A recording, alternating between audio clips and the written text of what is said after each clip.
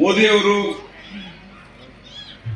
ಏನು ಒಂದು ದೇಶವನ್ನ ಪರಿವರ್ತನೆ ಮಾಡುವಂತಹ ಗ್ಯಾರಂಟಿ ಕೊಟ್ಟಿದ್ರು, ಜನರ ಜೀವನ ಮಟ್ಟವನ್ನ ಬದಲಾವಣೆ ಮಾಡುವಂತಹ ಗ್ಯಾರಂಟಿಯನ್ನು ಕೊಟ್ಟಿದ್ರು, ದೇಶವನ್ನ ಸುರಕ್ಷಿತ ಆ ಗ್ಯಾರಂಟಿಯ ಮತ್ತು ಜನರಿಗೆ ಗ್ಯಾಸ್ ಕೊಡೋದ್ರಿಂದ ಹಿಡ್ಕೊಂಡು ನೀರು ಕೊಡೋದ್ರಿಂದ ಹಿಡ್ಕೊಂಡು ಎಲ್ಲ ಗ್ಯಾರಂಟಿ ಕೊಟ್ಟಿದ್ರು, ಅಕ್ಕಿ ಕೊಡೋದ್ರಿಂದ ಹಿಡ್ಕೊಂಡು ಅವೆಲ್ಲವೂ ಪೂರಾ ಮಾಡಲಿಕ್ಕೆ ಬರ್ತಾ ಇರುವಂತಹ ಗಾಡಿ ಅಂತ ತಿಳ್ಕೊಂಡು ಜನ ಇದಕ್ಕ ಮೋದಿ ಗ್ಯಾರಂಟಿ ಗಾಡಿ ಅಂತ ಕರೆಯಕ್ಕೆ ಶುರು ಮಾಡಿದ್ರು.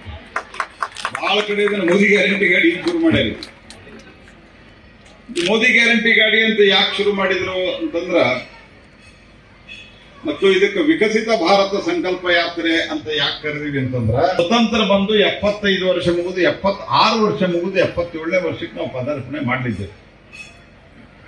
ಈ 76 ವರ್ಷ ಆದರೂ ಸಹಿತ ನಮ್ಮ ದೇಶವನ್ನ